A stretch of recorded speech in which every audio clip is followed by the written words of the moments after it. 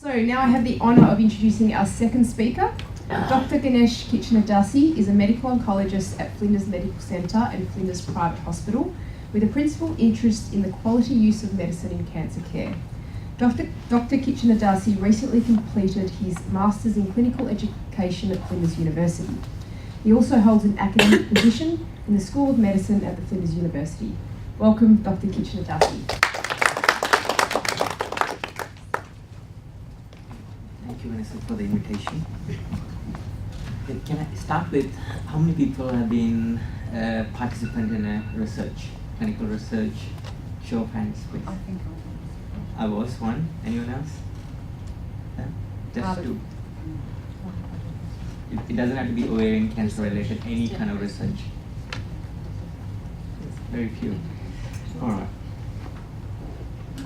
So I'm going to briefly touch on how we manage ovarian cancers first and give some insight into what clinical trials are in general and in particular to ovarian cancers as well.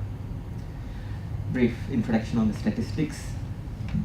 It is a reasonably common problem. It's not as common as other cancers like bowel or lung or even breast cancer. We're expecting to see almost 1,600 women with ovarian cancers of all types this year. Most people will be having advanced disease, as we know of, stage 3 or 4, if it is the usual high-grade serous cancers of ovary. But what hasn't been a big disappointment is the percentage of women who can live for long, 5 years or longer. For example, the number here is 48%. I'll show you what has changed in the last 3 decades though.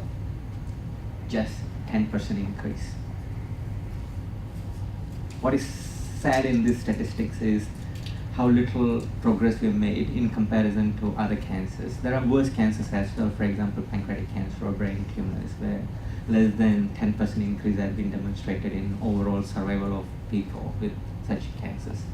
This is not a good number, but we can only improve and work on it, and that's where clinical trials become relevant. I'll highlight why.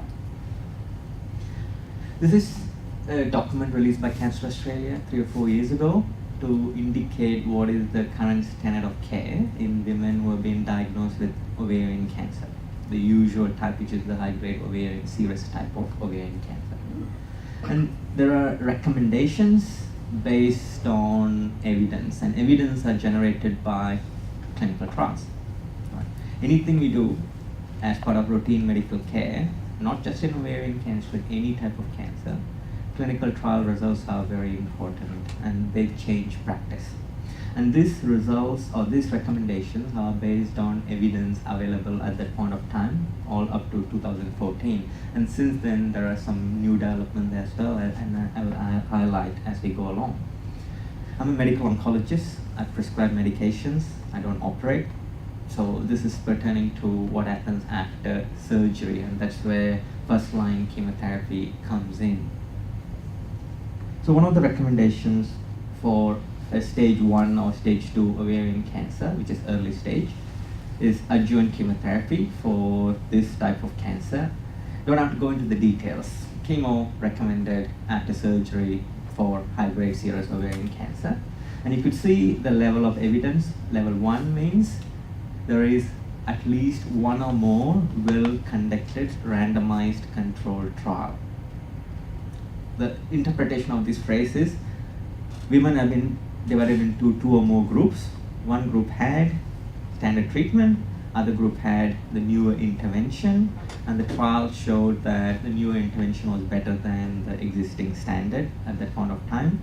That would be considered as a level 1 evidence.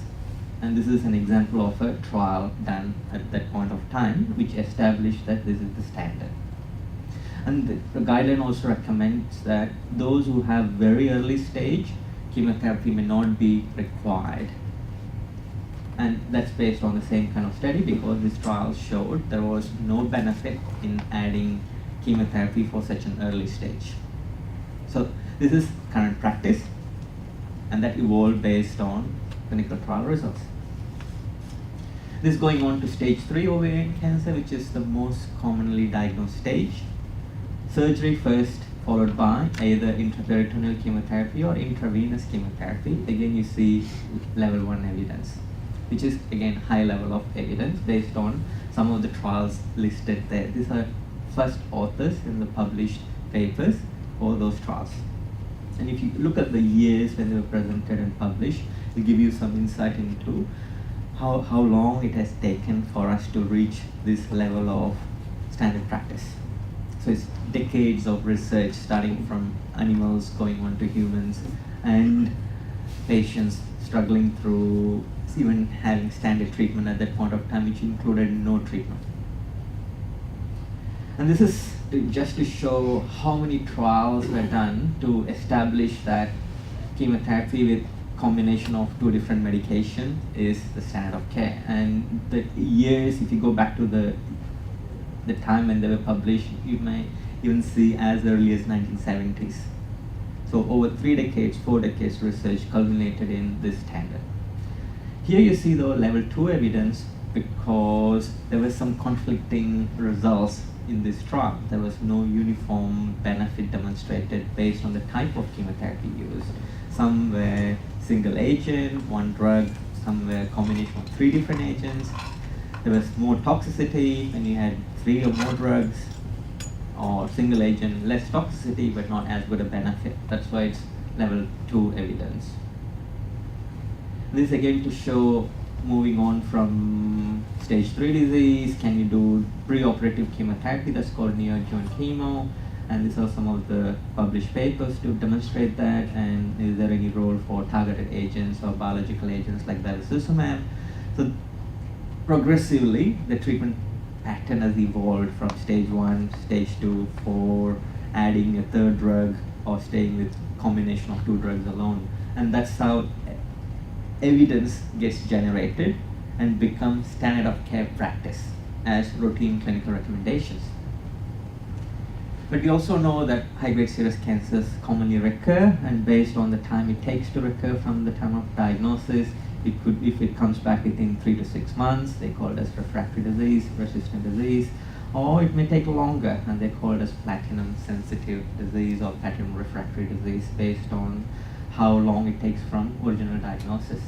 And this kind of classification is arbitrary, but it helps to group people into categories so that we can do research at the same time define treatment.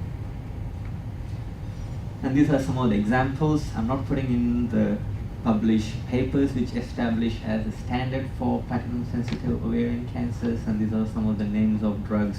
Some of you in the audience might have had this treatment. And I've put in the PARP inhibitor maintenance, and this is an example of a drug called PARP inhibitor. The drugs listed in this slide are all available through PBS or Medicare to be prescribed within Australia. And some of the drugs could be used interchangeably one after another, or the only treatment some people would get depending on how their pre-existing side effects from first line of treatment. Moving on, for platinum-resistant or refractory disease, although the survival is limited, you could see there is only 1 drug now. No platinum, but these are again some of the chemotherapy agents.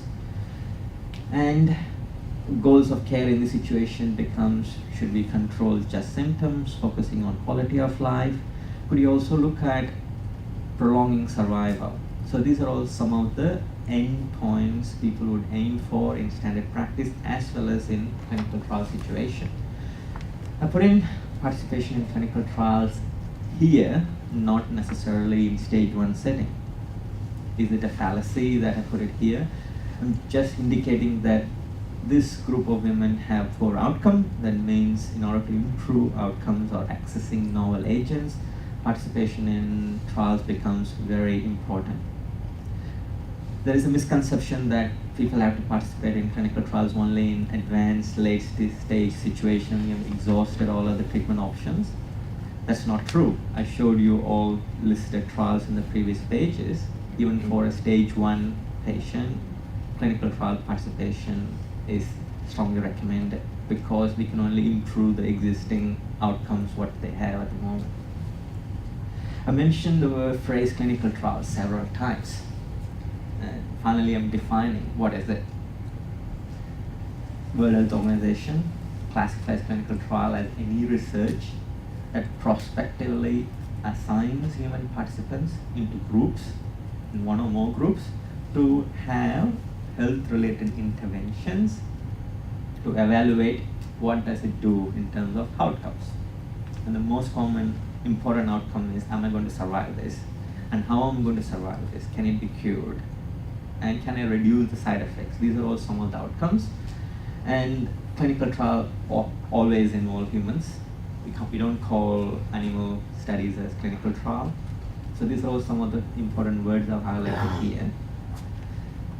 Why do we need to do clinical trials? Because any current standard care, not just ovarian cancer, even managing high blood pressure, managing cholesterol levels, managing diabetes, they all derived from clinical trial results. They change practice. So anything standard of care would not have had happened without results coming from clinical trials. How much you remember in the Bible? No? Anyone still reads Bible? Anyway, I've chosen this because apparently this is the first ever randomized trial 2,000 years ago, if that is true. So they wanted to feed king's meal versus drinking water and vegetables to eat to the servants to find out who remains healthy at the end of 10 days as recommended by Daniel to this Babylonian king. No surprise, king's meal failed. So vegetables and water, the servants who ate vegetables and drank plenty of water, they were the healthiest. Instead of gouging on delicacies given by the king. Moving on, anyone knows who's this? No? I didn't know until I looked him up. Does it rhyme? Scurvy, have you heard of scurvy? So vitamin C deficiency.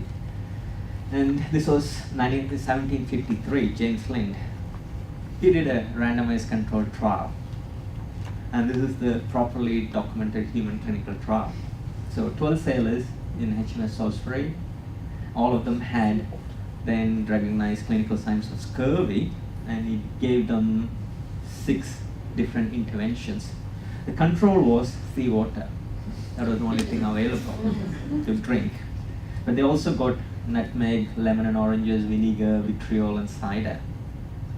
And what he found was only those group of men who got oranges and lemon were fit enough to function at the end of 6 days of intervention. And we know since then vitamin C is the treatment for scurvy because we know that they have vitamin C, this good stuff. But this was one of the first documented clinical trial in the evolution of our research practices. Coming to, this is a busy slide, just to define what clinical trial interventions are. I said I'm a medical oncologist, but clinical trials are also done for non-drug interventions like devices, surgery, even a standard of care surgery in ovarian cancer, how much to remove and how far do you go keep removing. That came out of a trial result. It can also be for psychotherapy. You'll hear Charlotte talking about psychological interventions, and there are trials which establish that this psychotherapeutic intervention is better than the existing standard or not. And you can also look at health service delivery changes. Do you need to spend 10 minutes in a consultation, or do you need 50 minutes to deliver the information of, for example, genetic information? Can we do trials with preventative care? So surgery to prevent any cancer or any intervention to reduce the risk of cancer coming up. That's an example. Or how to educate people. Is it better delivered through online or paper or face-to-face? How do you know which is the best practice? Again, we could do clinical trials with these interventions. Why do we need to do clinical trials? Because new discoveries get translated into routine clinical practice. if they're established through clinical trials, with the goal of improving quality of life and survival. Can we establish the new intervention is safer than the old intervention, or is it worse? Also, coming up with new healthcare standards. How do we know is this kind of device that they put in is the right device? You might have heard of the mesh related problems. Probably the safety of the mesh was not evaluated properly when the trials were done. So can you reduce costs? Can you do a simpler intervention and thereby reducing costs? So I'm going to use an example of a prostate cancer drug. So there is a medication where you need to give 4 tablets a day to control prostate cancer. There is no research to show you can get away with 1 tablet a day. That means a lot cheaper to get the same outcome. And this is another prostate cancer example. Just by being in a clinical trial, men who got the same intervention lived longer. Just to give an example. The same drug, prostate cancer, one group of men were in a trial, another group had non-trial intervention. And those who got the trial-related intervention, they lived longer. So just by being a part of a clinical trial, survival could be improved. To complete what clinical trials are, phase 1, 2, 3, 4, preclinical means usually in animal models and laboratory cell line studies. Phase 1 usually in a small number of people, looking at the safety and the dose. Phase 2, larger group, but not usually randomized between 2 groups, looking at preliminary efficacy as well as safety again. Phase 3 is the usual phase of the trial where a new intervention becomes the standard of care. Phase 4 is post-marketing for a drug or device. How safe is it? Are there any new problems which emerge after it's been prescribed for lots of people? Where can you find a clinical trial? Is there a trial available for my health situation? Ovarian cancer is an example here, but you can apply that for any disease or any illness. And this is an example of a web page or a whole website dedicated to clinical trials in Australia. And there are other information booklets as well and online web pages where you could search for clinical trials. And the clinical trials in ovarian cancer could be before diagnosis and primary prevention, or at the time of diagnosis, treatment, or looking at survivorship, palliative care intervention. Can we get people out of ICU, or can you avoid ICU care? Those kind of every situation can be evaluated through clinical trials across the cancer trajectory. This is putting in perspective when the diagnosis is made, when surgery happens, before surgery, after surgery, when it recurs or when it's cured. Can you look at the survivorship issues? So these are the interventions are designed around these situations. And you will find some in trial going on around the world. And to give some example, this may not project well. This is a web page called clinicaltrials.com. I put in ovarian cancer last week and I found how many studies? 415 studies, all types. Could be trials with drugs, interventions, and specifically for ovarian cancer, there are only 7 trials with medication, 23 studies which are actively recruiting across the world, and 16 of them were as part of any other multiple cancer types. And the phases here, there were 4 phase 1 studies, but as you grow further down the track, very few studies for phase 3 for newly diagnosed women with ovarian cancer. So this is just to highlight clinical trials in ovarian cancers are not as common as we think. And these are the trials through ANSCOG group. ANSCOG is a gynae-oncological group. And these are some of the trials currently open. This is a neoadjuvant setting. This is for BRCA mutation patients. And this is looking at exercise as an intervention. And I would again urge you to look at this website as well to gain some understanding of any trials which are open for recruitment. What are the challenges we face? What we know of is, as I highlighted, only 25 trials which are interventions in ovarian cancer across the world. 3 or 4 in Australia open to actively recruit ovarian cancer women. So lack of availability for every situation. Access, if you live in the regional location, can you travel for clinical trials? And when you're getting into experimental drugs like phase 1, where not much evidence or safety data exists, what kind of problems I'm going to face, that fear of unknown comes in. Or am I going to miss out on the new drugs if I'm getting randomized to the standard of care? The minimum guarantee is there is standard care happening there. And often trials require lots of visits to the hospitals, blood tests and other things, so some people may not be able to do those kind of frequent visits. I'm going to finish with one interesting concept which is evolving. Previously it was thought that phase 1 trials are just for altruistic reasons because there is not much evidence, but what is evolving is even phase 1 trial people could have responses happening. Phase 1s are considered to be first in human kind of interventions, and almost 1 in 5 will have good response based on this retrospective study published earlier this year. Last point here is, previously we used to lump all ovarian cancers. Now there are histology or subtype specific clinical trials and biomarker specific trials like BRCA and C1, C5 groups, as well as part of multiple other solid cancers. Finishing with, any advance in cancer care will depend on clinical trial participation. What I would strongly urge you is talk to your doctors and the treating team. Is there a clinical trial available for my situation? It could be any illness. Okay, that should be one of the important questions you need to start asking. And forums like this and networking may also help you to know where such clinical trials are available. At the end of the day, without our participation, both clinical side and the patient side and family, there is no progress. So we all have to join hands to make it happen. I'll stop there.